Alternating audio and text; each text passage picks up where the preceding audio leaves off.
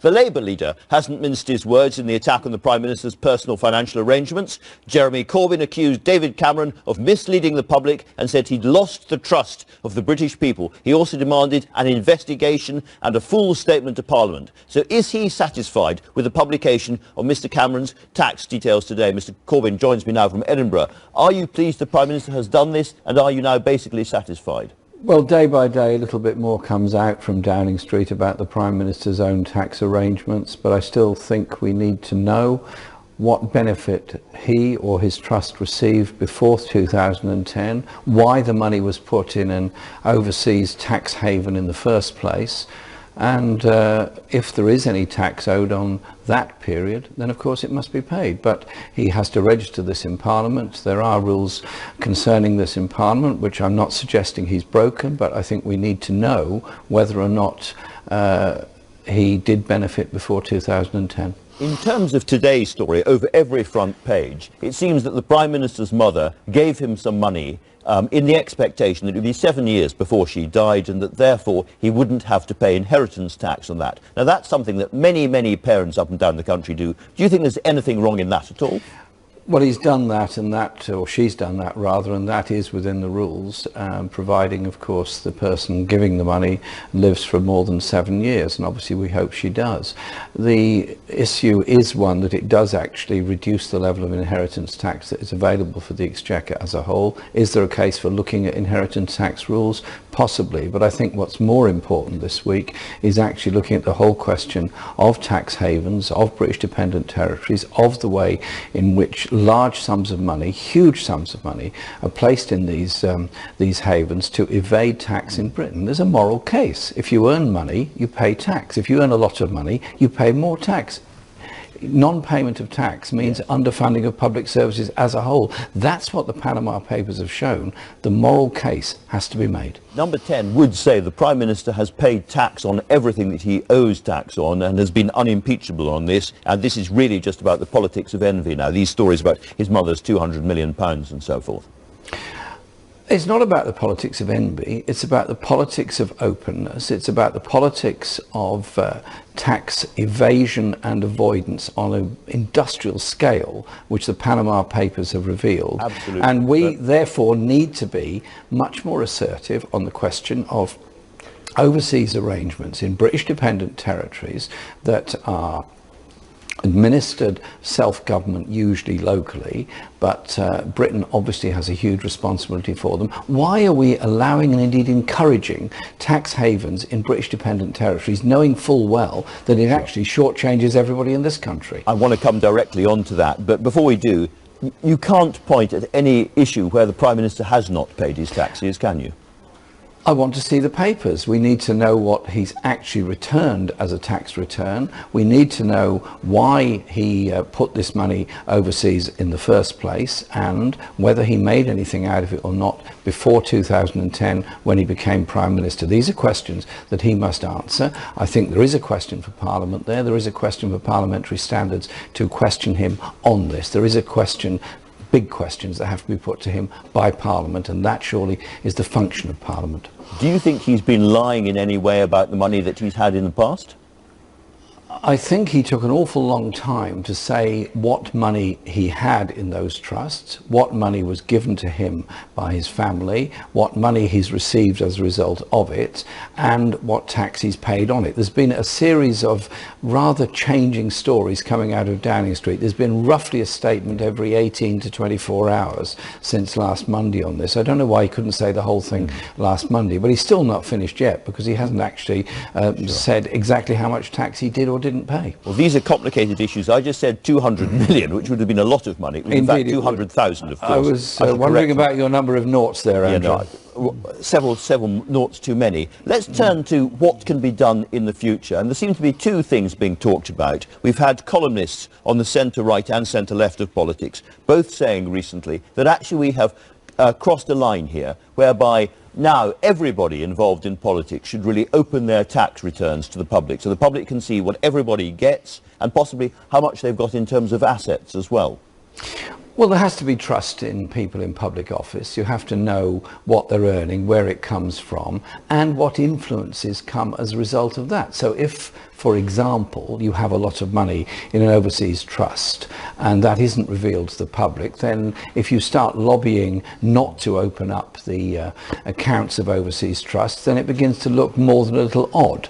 And so I think we have to have an openness and a transparency about it. Parliamentary scrutiny has got significantly better during the time that I've been in Parliament, but it still has quite a long way to go. And we have suggested in a document we're proposing today that there be tougher parliamentary registration rules for all overseas assets of a much lower value than there are at the present time. But there is, of course, a duty of care to represent your financial affairs honestly and openly to Parliament, so the public know exactly what influences you're under when you make decisions in Parliament. In specific terms, could we see a future Labour government saying that if you want a role in public life, if you want to stand for election, and perhaps if you want to be on programmes like this interviewing people, or be a newspaper editor or a political journalist, you must in future publish your income tax return?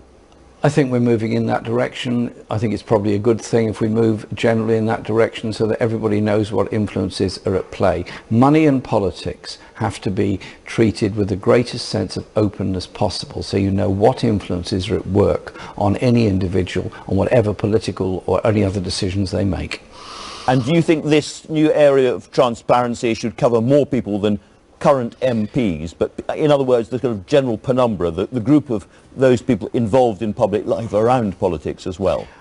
I think we need to consider how far it goes to other people involved in public life. I mean, you were involved in public life, for example, exactly, as a very important commentator on the BBC, as indeed many others are. I think we need to know what influences at work on them. I've got the greatest faith in your objectivity, by the way, Andrew. It's not an attack on you. No, I can see there's lots of people watching thinking, so is my income tax return going to be made public too? But if it's one rule for people in public life, it's one rule for people in public life, period. Well, surely, yes, but what Panama has shown more than anything is that there's one rule for the rich and one rule for the rest. If you've got a lot of money, you put it in a tax haven, you get a big income as a result of it, you pay no tax on it. If you're a care worker, a street cleaner or a nurse, you don't have those options, you don't have those opportunities, you pay your tax. And I tell you, the anger out there of a lot of people who work really hard, pay the tax, and not offered negotiations with HMRC, they have to pay and they get fined if they're late. Have you gone round the shadow cabinet asking them if they've got any money overseas or in offshore trusts? No, I haven't. I will obviously be discussing this with colleagues on Tuesday. Seema Malhotra made some very good statements yesterday in a very good article in the New Statesman today about the way that we will handle this issue. All right. The other big area in terms of public policy is what happens to these tax havens. Now, you've said that they should be required to be more open and properly transparent, just as businesses and companies are mostly in the UK itself, or else other steps must be taken. What other steps would you take? Well, the steps have to be that if you are a Crown-dependent territory, or Channel Isles, Isle of Man, Caribbean dependent territories, all of them operate a low tax or nil tax environment.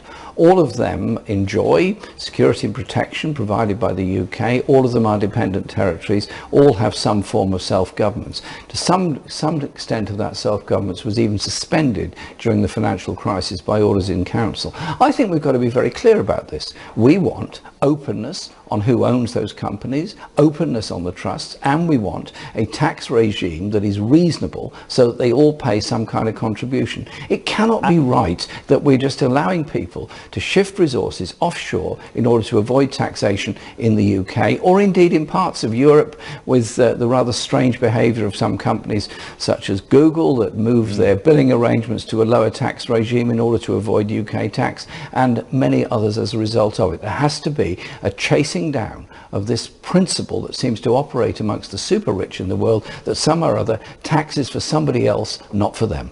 And if some sun-kissed island refuses to do those things, they should haul down the Union Jack and not any longer have our protection. Well, there are various measures one can take. You can explain to them that we want to see a proper tax regime. We want to see them paying their contribution. We're not going to allow people to place money there in order to avoid tax on money that has been made from business or sales or development or marketing, whatever it is, in the UK or indeed any other part of the European Union. This is an international scandal that the Panama Papers have begun to uncover. I believe it's the tip of a very large iceberg. And I tell you, people that are seeing their local services cut, people that are seeing their health services in any country under threat, get very angry when they see the super rich not paying their way. Jeremy Corbyn, can I ask you two very quick questions on other subjects, if you don't mind? A lot of criticism, again in the newspapers, I talked to John McDonnell about it last week, of anti-Semitism in the Labour Party. Do you not need to say and do more to reassure the Jewish community? Anti-Semitism is absolutely abhorrent and wrong.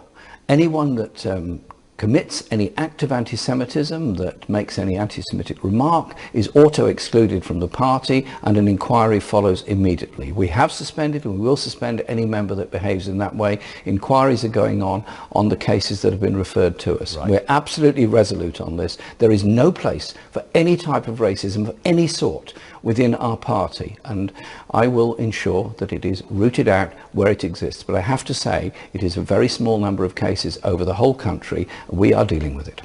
All right. Finally, you may have heard Polly Toynbee was hoping that there was going to be more fire in your belly on the pro-European case when you make your speech later.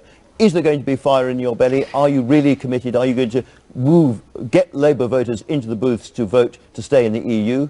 We want people to vote to remain in the EU so that we can develop a social Europe, a just Europe. We can protect the workers' rights advances that have been made, but we're also in a position to argue for the protection of workers' rights and public services should the Transatlantic Trade and Investment Partnership ever come along, and that we would seek to ensure there is a social Europe, there is universal environmental protection, and there is protection of the advances we've made on workers' protection over the past few years. And very quickly, what's your view on this £9 million government expenditure to put leaflets through everybody's doors making the case to remain?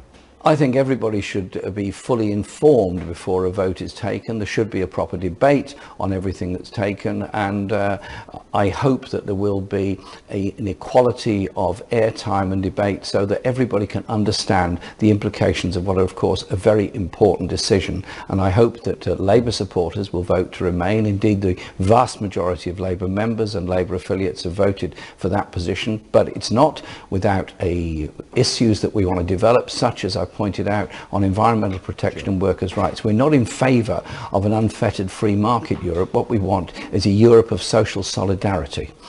Jeremy Corbyn, thank you very much indeed for joining us on a sunny day in Edinburgh. Thanks a lot.